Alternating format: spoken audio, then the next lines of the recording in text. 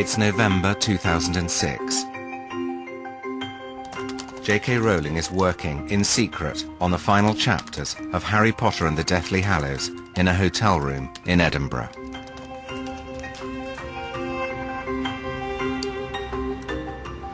Yeah, I've helpfully made the note for myself. This will need very serious planning. I don't know when I wrote that. And I was quite right in that. The Harry Potter series has taken 17 years to write. It's an epic saga of childhood confusion, danger and adventure. But it's more than just a children's story. Behind the witchcraft and the wizardry lies an intensely moral fable about good and evil, love and hatred, life and death. My name is James Runcie. I'm a writer and a filmmaker, and I want to find out the secret of JK Rowling's success. How has she done it? And where has it all come from? You look really nice, Jem. Oh, thank you.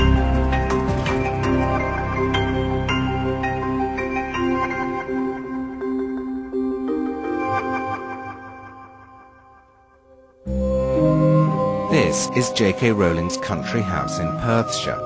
Once inside, I decided to start the film by asking a few direct questions. What's your favourite virtue? Courage. What vice do you most despise? Bigotry. What are you most willing to forgive? Gluttony. What's your most marked characteristic? I'm a trier. What are you most afraid of? Losing someone I love. What's the quality you most like in a man? Morals. What's the quality you most like in a woman? Generosity. What do you most value about your friends? Tolerance. What's your principal defect? Short fuse. What's your favourite occupation? Writing. What's your dream of happiness? Happy family. The desire for a happy family comes, in part, from a difficult childhood. Like her orphaned hero Harry Potter, Joanne Rowling was brought up on a suburban British street, first in Yate, just outside Bristol, and then a few miles down the road in Winterbourne. The house even had a cupboard under the stairs.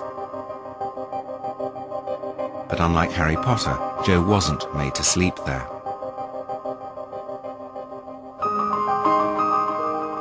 She shares the same birthday as Harry Potter, the 31st of July.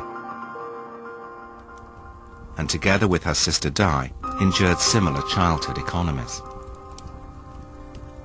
What were your haircuts like? Oh, that's just wrong. They were terrible. That, honestly, this is child abuse. They were terrible. I don't want to show it though.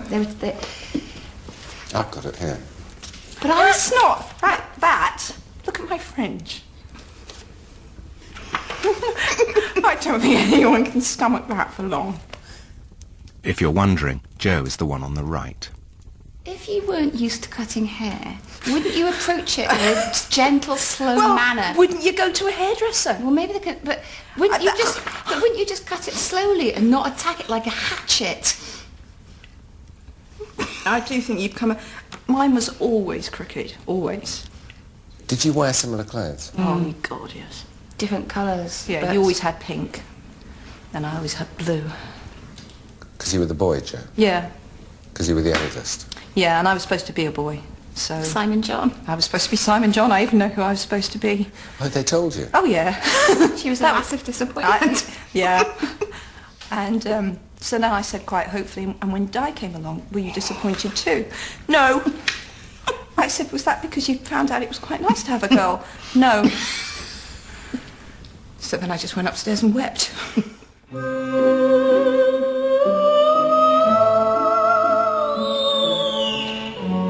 When Jo was 9 years old, the family moved to a village outside Chepstow on the edge of the Forest of Dean. Here was a location that offered a whole range of imaginative possibilities, magical creatures, mystery and intrigue. I'm very drawn to forests. and it's my favourite part of the Hogwarts grounds. The advantage of a forest is it can be so many things. It can be a place of enchantment. You never imagine a crowd in a forest, it's a solitary place. Is it because it used to be a place of shelter and safety to us, I suppose? So I think I'm very drawn to them, even though they can be spooky. Jo wrote stories from an early age. There was resonant material all around her. She even lived next door to a graveyard. The family lived in this house. Jo and her sister Di earned extra pocket money as part-time cleaners of St. Luke's Church. I cannot overstate how cold it got in this church in winter when we were cleaning it. It was freezing for £1 each. It's tragic, really.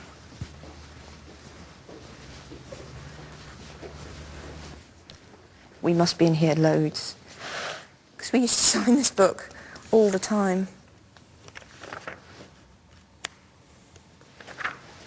Oh God, I know. Oh look, it's me. There I am.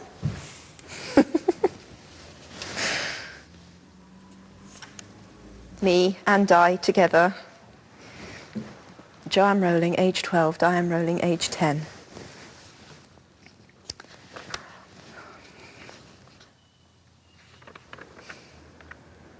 It's a name I stole for Harry Potter. For an unpleasant character as well. Hide the book, lock it away. Forgotten about that. Yes. Jo was the only member of the family to attend church services regularly and was baptized here at the age of 11. Do you believe in God? Yes.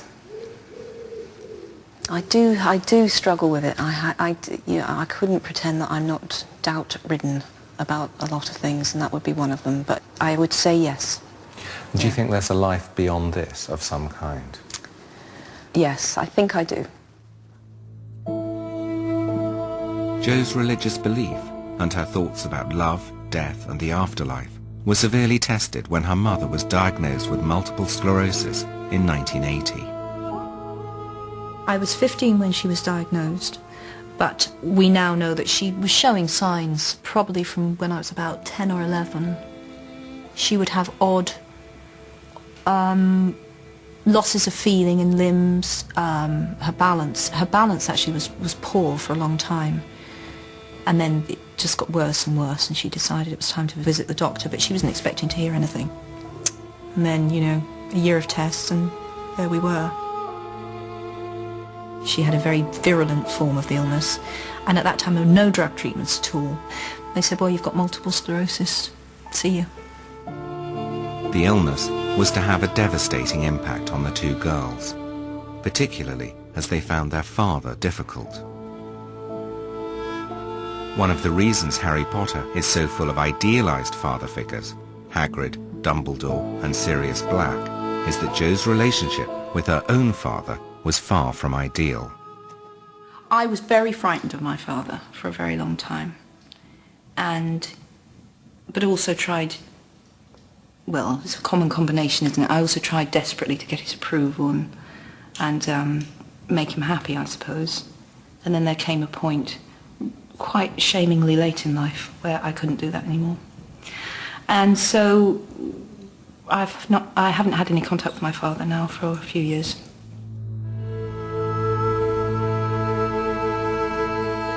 The absence of any meaningful relationship with her father and the long, slow loss of her mother are two of the most important influences on Jo's writing. Anne Rowling died in 1990. She never knew about Harry Potter or the phenomenal success her daughter was about to enjoy.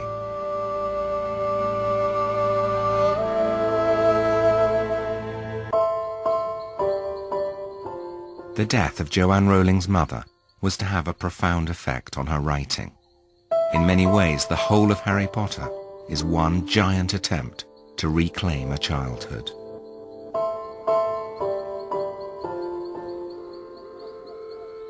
You think the dead we have loved ever truly leave us? You think that we don't recall them more clearly than ever in times of great trouble? I'd been writing for 6 months before she died. The weird thing is, the essential plot didn't change after my mother died, but everything deepened and darkened. Harry was always going to lose his parents, and it was always going to be a quest, really, to avenge them, but to avenge everyone against this creature, this being who believes that he can make himself immortal by killing other people. So that's something I created before she died, but yes, it seeped into every part of the books. I think, in retrospect, now I've finished, I see just how much it informed everything.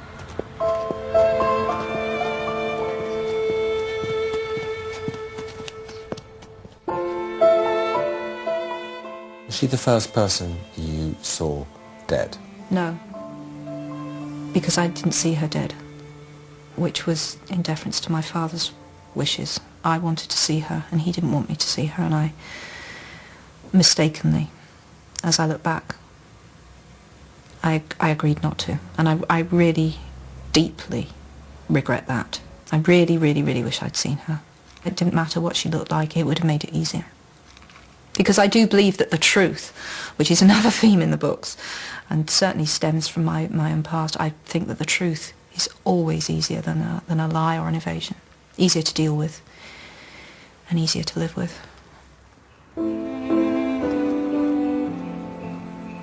After her mother's death, Jo moved to Portugal to teach English as a foreign language. She married James Runcie, a television journalist. Together they had a daughter, Jessica, but the marriage failed after 2 years. Jo succumbed to depression. I'd had a short and really quite catastrophic marriage, and I'm left with this baby, and I've got to get this baby back to Britain, and I've got to rebuild us a life.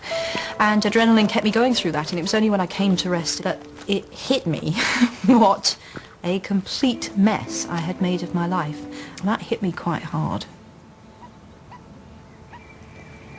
We were as skint as you can be without being homeless. In other words, we were existing entirely on benefits, and at that point I was definitely clinically depressed.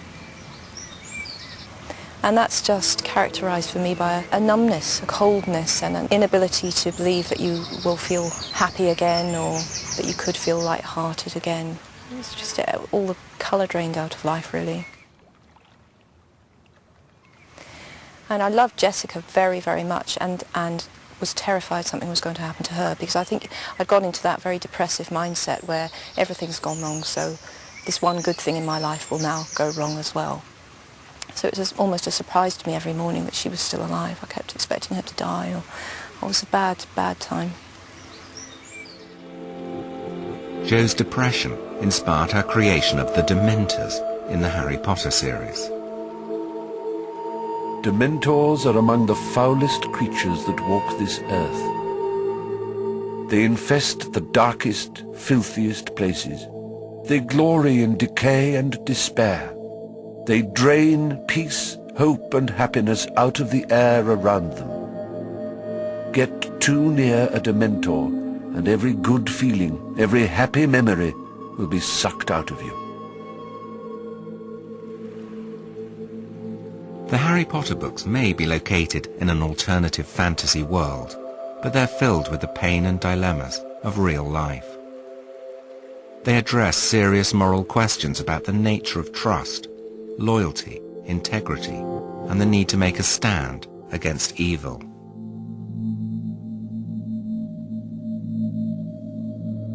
Through the series, Harry Potter has to learn what it means to be a force for good against the dark arts of Lord Voldemort.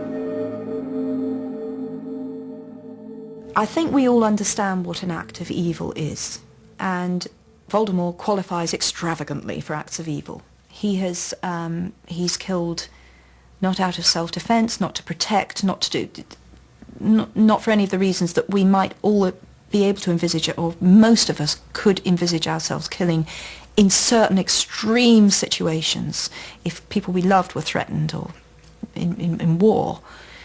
He's killed cold-bloodedly, sometimes for enjoyment, and for his own personal gain. I call that evil. And yes, at the end of the book you have a clash of two utterly, utterly different, again, for want of a better word, souls. One that has been maimed and has become less than human, because to me human includes the capacity to love, and Voldemort has deliberately dehumanized himself. And this flawed, vulnerable, and yet still fighting, still loving, still daring to love and daring to hope soul, which is Harry.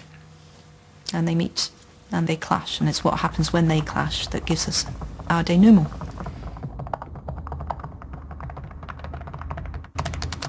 Jo locks herself in the Balmoral Hotel, Edinburgh, to work on the crucial final chapters of Harry Potter and the Deathly Hallows. It's January the 11th, 2007, and the end of 17 years of writing.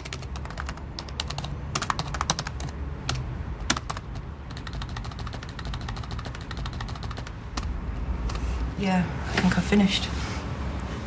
Hey Jo, well done. Thank you. Well, you don't know, it might be rubbish. Some people will loathe it. They'll absolutely loathe it. But the thing is, that's as it should be, because for some people to love it, others must loathe it. That's just in the nature of the plot. Some people won't be happy because of what they wanted to happen hasn't happened. And to an extent, there's so much expectation from the hardcore fans that I'm not sure I could ever match up to it. But I'm actually really, really happy with it. So it's very odd to think that this will be broadcast after loads of people have read it. And people may right now be throwing things at the screen, but I'm really happy with it. I like it. And I don't always feel like that. Jo puts on the page numbers, saves the document, and plays Lily Allen's Smile.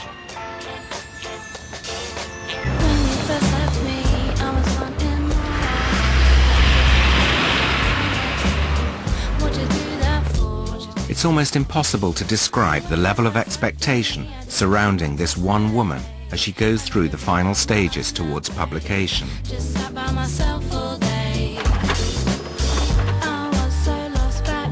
The process all seems so normal, almost boring. But this is now the most valuable manuscript in publishing history. She takes it in person to her agent Christopher Little in London. The handover is at Heathrow Airport at 10:43 on Friday the 12th of January 2007. The manuscript is taken to Jo's editor. After she's read it, she goes through it page by page, checking that every loose end is tied up.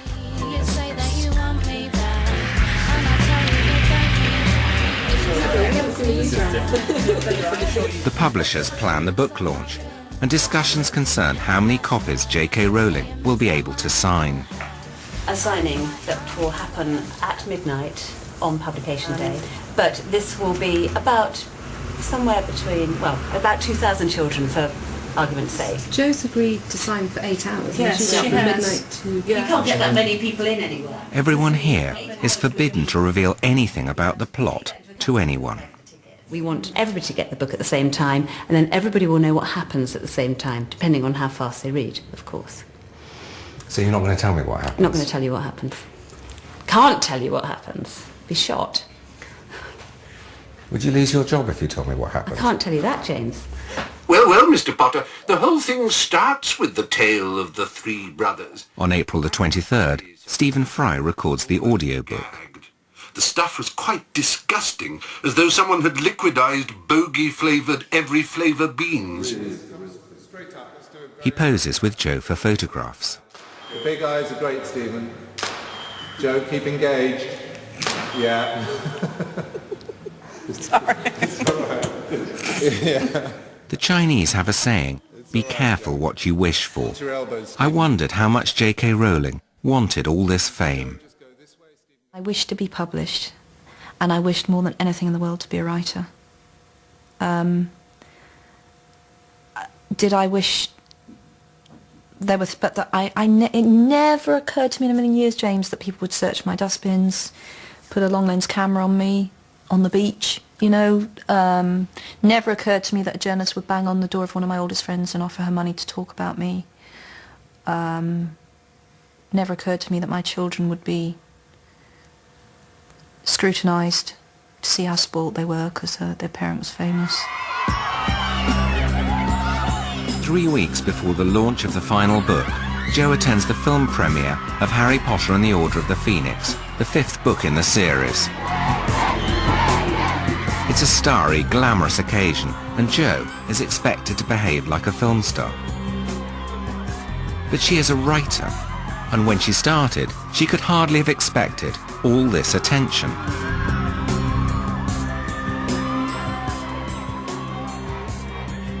What about the razzmatazz and all that stuff? Well, some of it's fun, and some of it's frankly horrible. The fun bits are when you get to talk to people who have read your books. That's always great. What I find difficult is the kind of stagey midnight moment business. Because I'm not very good at it. I don't think that makes me a better person because I'm not good at it, I hasten to add, but I'm not good at it. I'm not a natural ta-da kind of person. I get all uptight about having to do that sort of stuff, and I feel like a prat. JK, just to your right, please. Can I just... People definitely expect you to be visibly enjoying yourself. And I think Quentin Crisp said that was the secret to being good on television. Just look happy to be there. And I haven't always looked happy to be there. In fact, sometimes I've looked bloody miserable to be there. And I know that that's not televisually good, but you know, I've got better. I'm having quite a good time here. In a factory in Suffolk, under conditions of extreme secrecy, the book is being printed.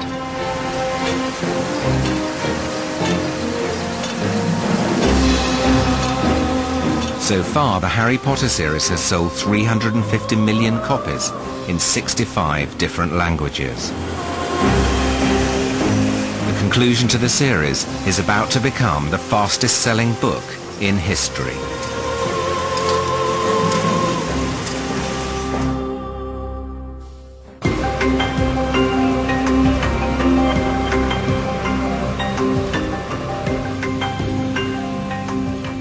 Harry Potter is a global phenomenon, and JK Rowling is now in demand all over the world.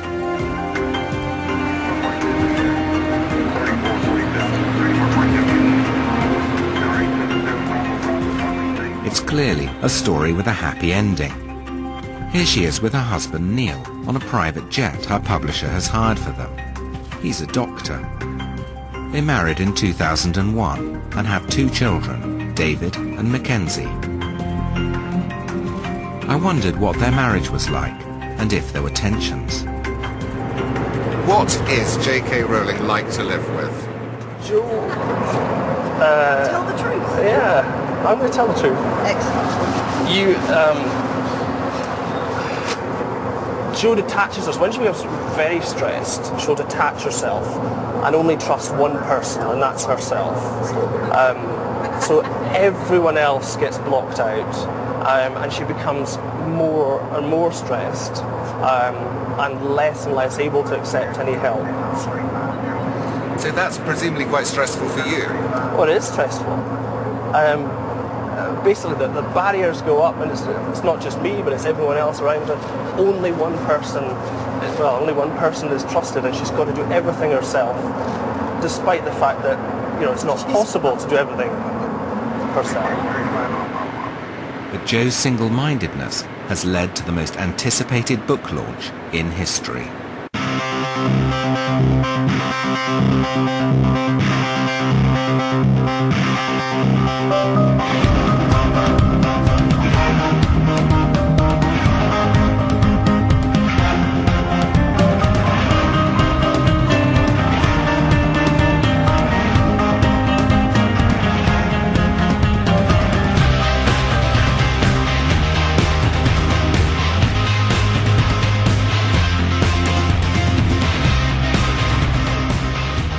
On July the 20th, 2007, At the Natural History Museum in London, 1,700 people, picked out of a lottery of 90,000 applicants, await JK Rowling's arrival. Millions of fans are waiting for this book all over the world. How do you deal with that level of expectation? It swings between, on this book, thinking, it's the best I can do, it's how I always planned it to end, so that's going to have to be good enough. And occasionally you think, how can I ever live up to this? 2 hours to go. Jo's in her car on the way to the launch. I can't believe I'm here. I'm even more excited than I thought I would be. Joe, queuing in Piccadilly 2 days ago from Belgium. I also really, really want a cigarette right now. And when I said that to Neil, he said, have you got one? I should have done, but then I would have been hooked. Tomorrow I'd have gone out and bought 20. I can't smoke. With me, it's 40 a day or it's nothing. The book is embargoed until 1 second past midnight. At that point, JK Rowling will open Harry Potter and the Deathly Hallows and begin to read.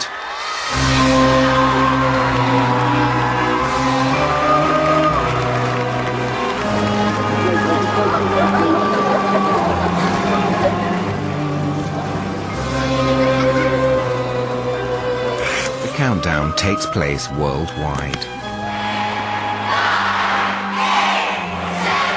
6!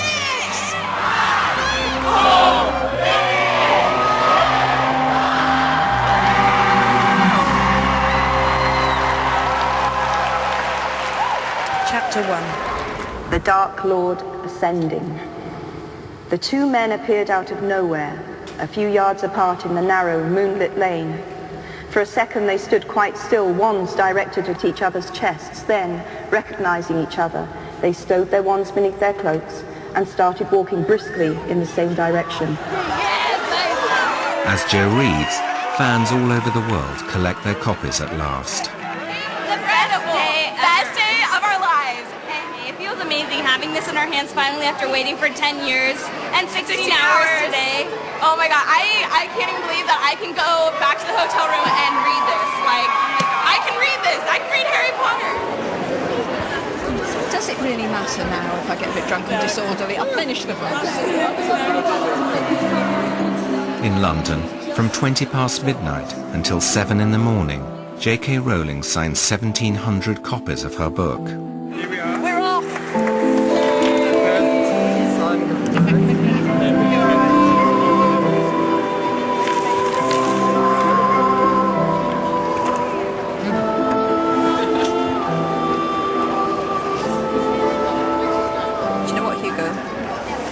Find someone who is called Hugo in this book.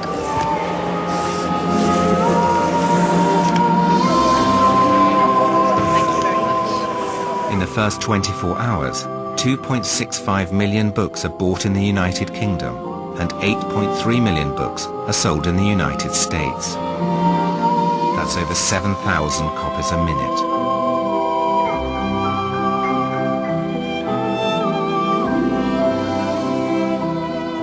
What readers find at the end of the last book is that this has been a story about the redemptive power of love. But if you don't want to know the ending, this is the time to look away for a couple of minutes. I felt it would be a betrayal of the character if I showed Harry doing anything other than living what all along he has discovered to be true, which is that love is the strongest power there is. And I thought a lot about people who had been through terrible things like wars, and having to come home and rebuild and espouse normality after seeing horrors has always seemed to me to be such a courageous thing to do. And climbing back to normality after trauma is much harder. It's much harder to rebuild than to destroy. In some ways it would have been a neat ending to kill him, a neater ending to kill him, but I felt it would have been a betrayal because I wanted my hero, and he's my hero, to do what I think is the most noble thing. So he came back from war and he tried to build a better world, I suppose, corny as that sounds. Both on a small scale for a family and a larger scale.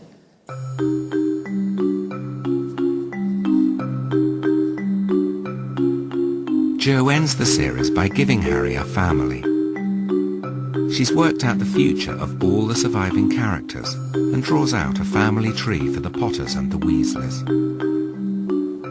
Victoire, who's in the epilogue, she is so named because she was born on the anniversary of the battle that finished it all, which is the 2nd of May, if anyone's been paying attention. And then Charlie had children or married. Is he gay? Dumbledore's gay. But I told a reader that once, and I thought she was going to slap me. But I always saw Dumbledore as gay. No, I don't think Charlie's gay. Just more interested in dragons than women. Percy married Audrey. Don't you think that's a very Percy-like wife's name? And they had Molly and Lucy. And then poor Fred died in 1997. And then George, a lot of readers asked me, was George all right? And of course he wouldn't be all right, would he? That's the reality. I can't.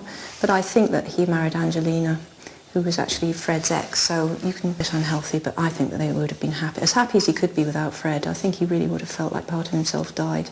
And then there's Ginny, who marries Harry. And Ginny marries Harry, and they have James, Sirius, godparents Ron and Hermione. They have Albus Severus, who's the one I'm most interested in. And then third, Lily Luna, for their dear friend. And what happens to Luna? Oh, Luna marries Rolf Scamander, who is the grandson of a great naturalist, so they'd have a very interesting life, globe-trotting and looking for weird animals.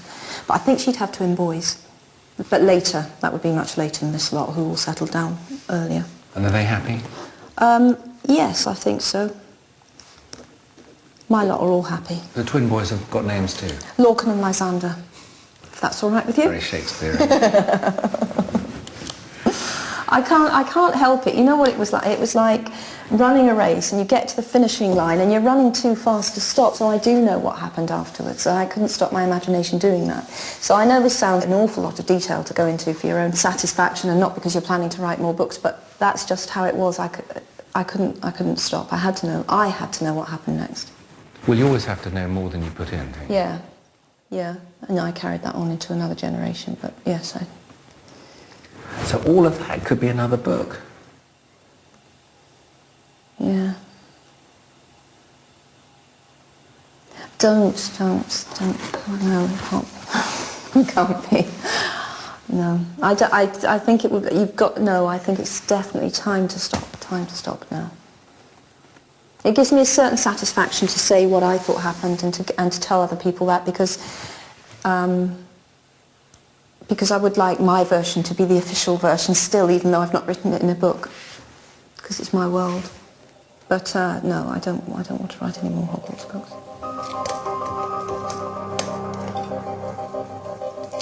It's clear that Jo has come to the end of a massive piece of writing. She's found a kind of closure, both in her work and in her family life. I'm making David's birthday cake because he's 4 tomorrow. But it's just the family tea birthday cake. Because the day after that we have the party for all his friends, and then he gets a shop-made Lightning McQueen from the Disney Pixar film with which he is obsessed.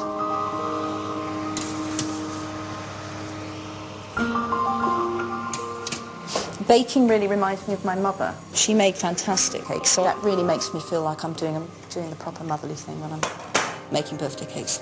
And David really likes my cakes, particularly. Did you grow up with the smell of baking? Yeah, my mum was a good cook, but she didn't get to stretch her wings much because my father greatly mistrusted foreign food. But on cakes and buns and bread, she was fantastic. And that was permissible, so that's where she got to show her paces, as it were.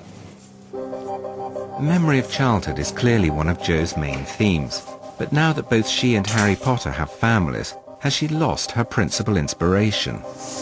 I'm happier now than I've ever been in my life. I'm happier now than I was as a child, teenager, young adult. You know, I think middle age is probably going to be my time. If her life and her writing have been some kind of struggle for completion, and she's now found it. What, if anything, is she going to do next? Has she written her last book?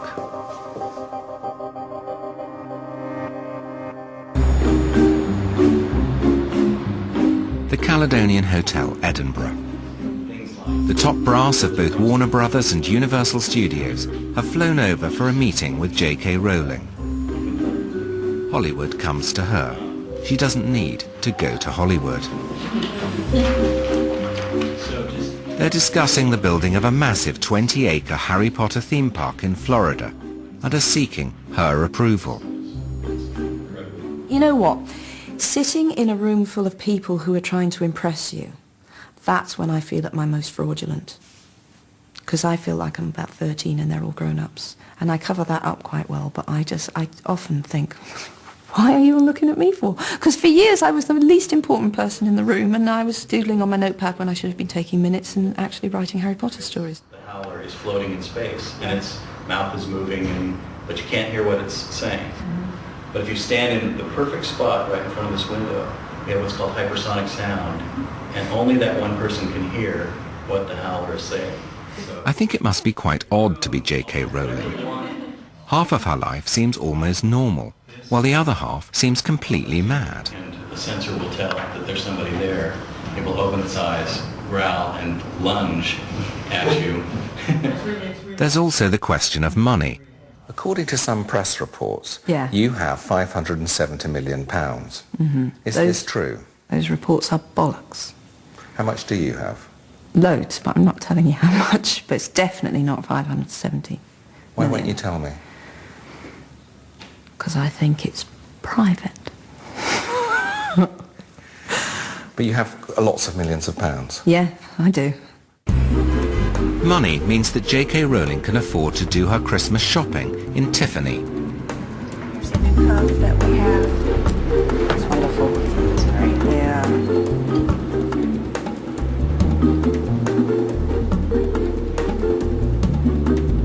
She also allows herself one particular indulgence.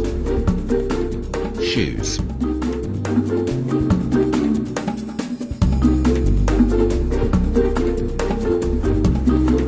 Why do girls love shoes so much? I want all of that. You're really nice. Do you worry about people asking you for money all the time? No. Do they? Honestly. Strangers write to me and ask for money. A lot. And sometimes I've given it. But with people that I know, it does change your relationships. Anyone who says differently is a fool or a liar. It does add a dimension to your relationships when your status changes initially, I think. But now, as time's gone on, I think my friends have made an adjustment and I've made an adjustment. And my experience is that your best friends are happy to take in the spirit that it's given, and you know, we can all relate pretty much as we ever did. Do you worry that people at some point are going to ask you, though? Is it like a sort of shadow in a conversation? You think, I bet they're going to ask me for money? No, definitely not. Definitely not. I don't walk around at all thinking that everyone wants to get a bit of money from me. Are you leading up to touching me? Do you want a loan?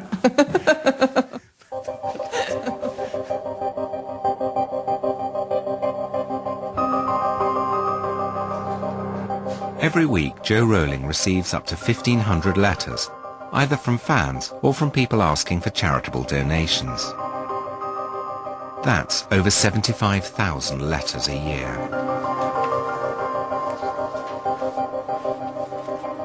Initially, I was very disorganised with my giving. I didn't have a thought-through system. And again, that was becoming a bit overwhelming as well. So I have a charitable trust now. And we've refined the objectives of the trust, which was a very useful exercise. So the trust, it does multiple sclerosis research, and that's one side of what it does. And then it mainly targets projects, large or small scale, that are to do with the alleviation of social deprivation, with a particular emphasis on women's and children's charities. As we discussed. Yeah, but I'm saying okay to that point, not to the other point. Okay. I become very angry when it comes to issues concerning social deprivation and social exclusion. And I become most irritated and angry by people who have really no idea how it feels to exist in poverty and how disadvantage cast an sometimes irreparable blight over people's lives.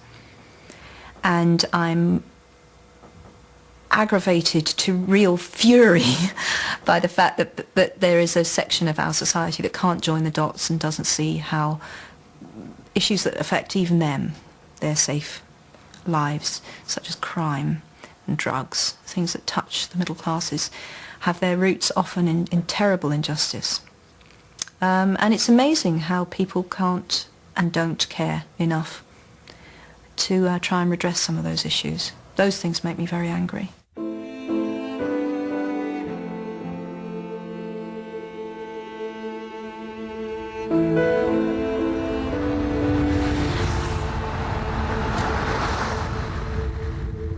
Jo Rowling has given away millions of pounds. She's never forgotten what it was like to have very little money. Amidst all the fame and the trappings of success, it's probably quite easy to lose sight of who she was when she started out.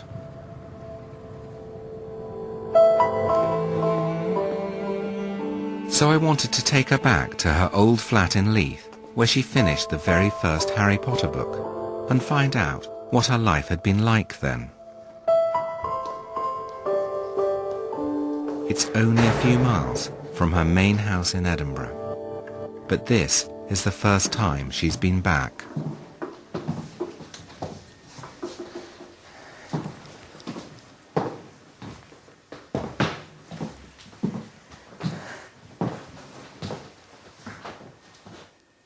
Did you write in here? Mm-hmm. This is really the room. Well, I finished Philosopher's Stone in here. This is really where I turned my life around. Completely. I mean, my life changed so much in this flat.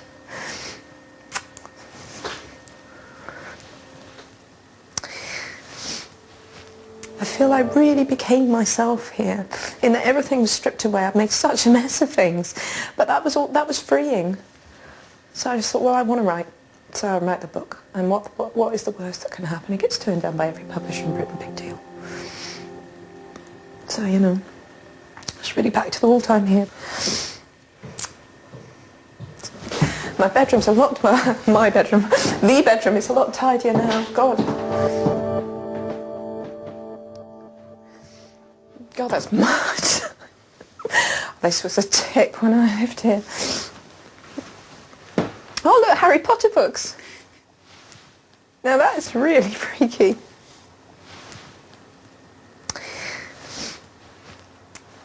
And for years now I felt like if it all disappeared, and some days I do feel like, is it real? Then this is where I would come back to, you know, this would be my baseline, I'd be back in Leith. And obviously if I'd known that 10 years, well, was it, yeah, 10 years on, I'd come back here with a film crew and there would be my published books in someone else's bookcase in this room. I mean, it's really incredible to me. It really, I mean, yes.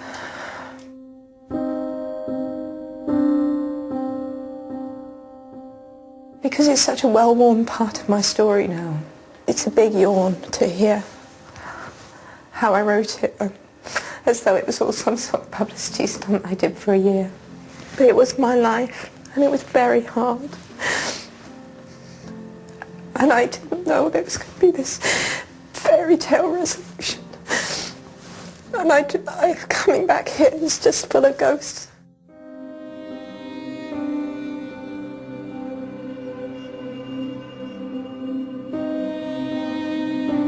For most writers, the act of writing is a form of therapy, a way of making sense of the world and their place within it. Now, Jo Rowling is writing again.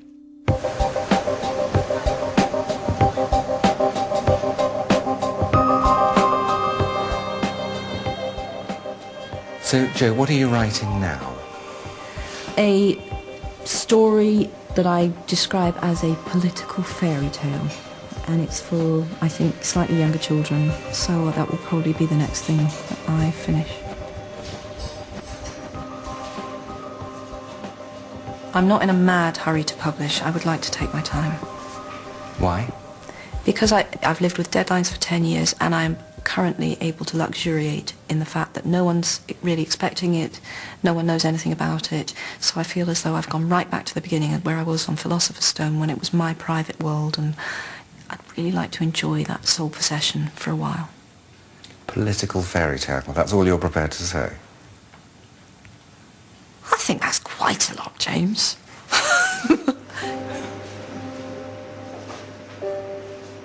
It's the end of a year of filming. There are just a few more questions I want to ask.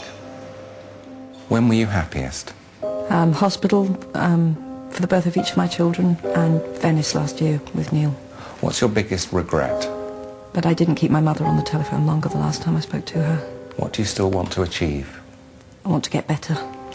Do you ever feel you just got lucky? Having the idea was lucky. Do you ever feel a fraud? Less as I get older, but I have done. What keeps you going? I'm a born trier. Why do you still write? Because I love it and I need it. How would you like to be remembered? As someone who did the best she could with the talent she had.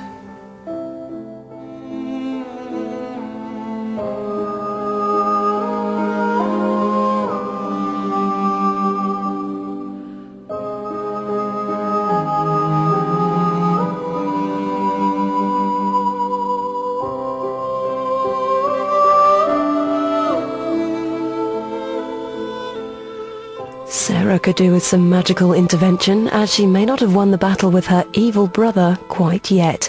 Coronation Street is next here on ITV1, followed by an emotional farewell to the town's much-loved Bobby in Heartbeat at 8.